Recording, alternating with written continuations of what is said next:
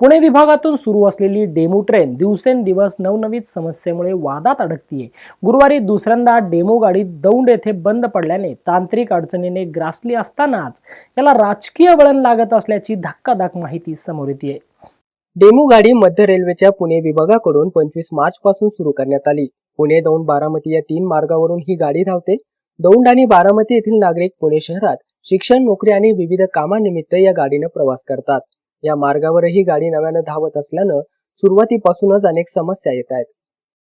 Daund station से वो रवाना हुई, उसी समय उसमें कुछ तकनीकी बाधा आई। उसकी वजह से वो गाड़ी को वहीं रोकना पड़ा और वो फिर तकनीकी बाधा दूर कर ली गई और उसको 3 घंटा विलम्ब से दौंड से पूना के लिए रवाना किया गया। इस बीच यात्रियों की परेशानी को देखते हुए रेल प्रशासन ने तत्काल उपाय करते हुए यहाँ पूना से समय पर एक अतिरिक्त जो पैसेंजर का जो रैक है उसको एज ए डेमो जो हमने चला दिया, डेमो के स्थान पर उसको चलाया ताकि लोगों को परेशानी ना हो। हमें मालूम है कि ये सीज़न यात्रियों की आवश्यकता के लिए आवश्यकता को देखते हुए बहुत ही क्रूशियल है और इसको हमने बड़े गंभीरता से लेते हुए तुरंत फैसला लिया कि उधर वो लेट हो रही गाड़ी, इधर से दूसरी रवाना कर दी।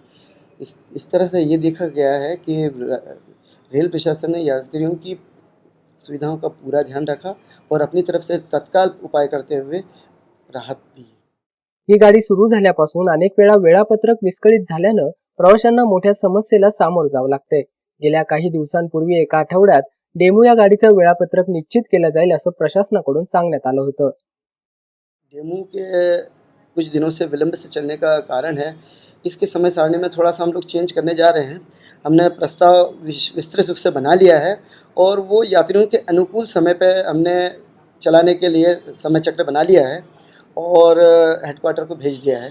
जैसे ही वहाँ से हमको परिवर्तित समय सारणी मिलती है हम लोग लागू कर देंगे और यात्रियों को इससे बहुत लाभ होगा। मुळात पुणे दौंड या मार्गावर मांजरी, फुडगाव, कडेठाण असे 3-4 थांबे येतात। मात्र इथं स्टेशन नाहीत तर प्रशासकीय यंत्रणाही अपुरी पडताना दिसतीये। दुसरीकडे दौंड ते बारामती या मार्गावरही परिस्थिती वेगळी नाहीये। या मार्गावर 6 स्टेशन असून थांब्यावर स्टेशन मास्तर नाहीत तर सिग्नल यंत्रणाही नसल्यानं चालकाला 44 किलोमीटरचा प्रवास जीव मुठीत धरून करावा लागतो। तर दुसरीकडे अशा परिस्थितीतही प्रवाशांकडून उद्धट वर्तणुकीची उदाहरणं समोर येत आहेत।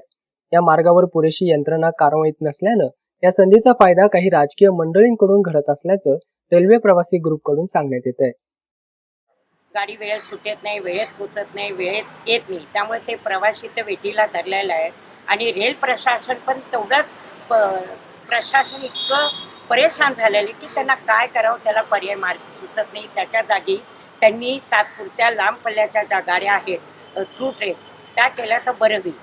आणि सगळ्यात महत्त्वाचं असे की प्रवासीसुद्धा काही या डेमोच्या विरोधात काही राजकारणी लोक जाणून बुजून हॅरेसमेंट करतात, इतर प्रवाशांना वारंवार चेन पुलिंग करतात। ज्या दिवशी डेमो व्यवस्थित जाते लोकांनी त्याला चेन पुलिंग करून परेशान रेल्वे प्रशासनाला वेठीला धरले आणि इतर प्रवाशांना वेठीला धरतात। हे चुकीचं आहे। डेमोमध्ये राजकारण चालले ते पहिलं बंद झालं।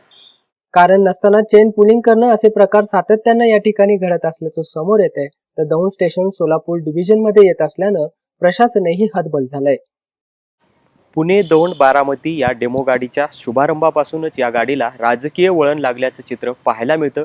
नोकरी, शिक्षण अशा विविध कारणानं प्रवास करणाऱ्या सर्वसामान्य प्रवाशांना याचा नाहक त्रास सहन करावा लागतोय। त्यामुळे डेमो गाडीला लागलेलं ग्रहण कधी सुटणार असा प्रश्न सर्वसामान्य प्रवाशांना पडलाय। व्हिडिओ जर्नलिस्ट पियुष येरवडेकरसह ज्ञानेश्वर राजोरे, शार्प न्यूज।